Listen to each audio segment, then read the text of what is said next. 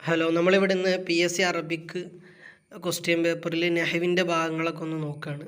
Question 1, യജിബുൽ ജറു ജംഅൻ ഫി തമീസിൽ അദദി. ചോദ്യം ഇതാണ്, മഅദൂദ് തമീസ് ആയിരിക്കുമല്ലോ, അപ്പോൾ ആ തമീസാകുന്ന മഅദൂദ് മജറൂറായിട്ട് അതോടൊപ്പം ജം ആയിട്ടും വരുന്നത് എപ്പോൾ? ഓപ്ഷൻ നമ്പർ എ, മഅ സലാസത്തി വൽ അശറത്തി വമാ ബൈനഹുമ, 3 മുതൽ 10 വരെ.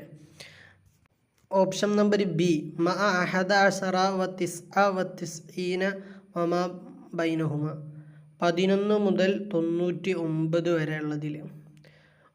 ഓപ്ഷൻ നമ്പർ സി, മഅൽ മിഅത്തി, 100-നോടൊപ്പം. ഓപ്ഷൻ നമ്പർ ഡി, മഅൽ അൽഫ്, 1000-നോടൊപ്പം. അപ്പോൾ ചോദ്യം ഇതാണ്, മഅദൂദ് ജം ആയിട്ട് അതോടൊപ്പം അത് മജറൂറായിട്ട് വരുന്ന സന്ദർഭം, അത് ഇതിൽ ഈ 4 ഓപ്ഷനിൽ ഏതാണെന്നുള്ളതാണ് ചോദ്യം. ഇതിൽ correct answer option number A ആണ്. കാരണം നമ്മൾ ഓപ്ഷൻ നമ്പർ ബി എടുക്കുകയാണെങ്കിൽ 11 മുതലുള്ള സ്ഥലത്ത് ഒരു ഉദാഹരണം, ഇന്നി റഅയ്തു അഹദ അശറ കൗക്കബൻ, അവിടെ നോക്കിയേ, അവിടെ മഅദൂദിനിക്ക് കൗക്കബൻ, തമീസിനിക്ക് അവിടെ ഉള്ളത് നെസ്ബാണ്, ജറല്ല, അതോടൊപ്പം ജംഉ അല്ല, അപ്പോൾ അതല്ല എന്നുള്ള കാര്യം ഉറപ്പാണ്. ഇനി ഓപ്ഷൻ നമ്പർ സി ആണോ? അതുമല്ല. കാരണം മിഅത്ത് എന്നുള്ളതൊരു ഉദാഹരണം നോക്കിക്കുക, അഅ്തൈതുക മിഅത്ത ദിർഹമിൻ, ഞാൻ നിനക്ക് 100 ദിർഹം നൽകി. ഇവിടെ മിഅത്ത ദിർഹമിൻ എന്നുള്ളത് അവിടെ തമീസാണ്, അതിൻ്റെ മഅദൂദാണ്.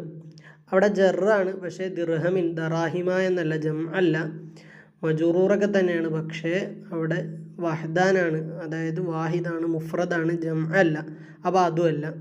ഇനിയുള്ളത് ഓപ്ഷൻ ഡി ആണ്, അത് അൽഫാണ്, അതായത് 1000. ഒരു ഉദാഹരണം നോക്കിക്കുക, അഅ്തൈതുക അൽഫ ദിർഹമിൻ, അവിടെയും 100-നെ പോലെ തന്നെ ശേഷമുള്ളതിലേക്ക് ഇലാഫത്ത് ചെയ്തിരിക്കുകയാണ്, അത് മുഫ്രദുമാണ്, എന്തല്ല, ജം അല്ല. അപ്പോൾ നമുക്ക് മനസ്സിലായി, അവസാനം പറഞ്ഞ 3 ബിയും സിയും ഡിയും ഒന്നുമല്ല ഇതിൻ്റെ ആൻസർ, എ തന്നെയാണ്. അപ്പോൾ എൻ്റെ ഒരു ഉദാഹരണം നോക്കാം. അപ്പോൾ നമ്മൾ പറഞ്ഞു, എന്ത് പറഞ്ഞു, ഒന്നാമത്തെ ഓപ്ഷൻ എ ആണ് ആൻസർ എന്ന്. അതിന് നമ്മളൊരു ഉദാഹരണം നോക്കാം. അഅ്തൈതുക ഹംസത്ത അഖ്ലാമിൻ, ഇവിടെ അഅ്തൈതുക ഹംസത്ത എന്നുള്ളതിന് ശേഷം മഅദൂദ് വരുന്നത് അഖ്ലാമിൻ, അത് മുളാഫിൻ ഇലൈഹിയാണ്, അതുകൊണ്ട് തന്നെ മജറൂറാണ്, അതോടൊപ്പം ജംഉ ആണ്, ഖലമുൻ ജം അഖ്ലാം, അപ്പോൾ ഇതാണ് ആൻസർ. ഓക്കെ.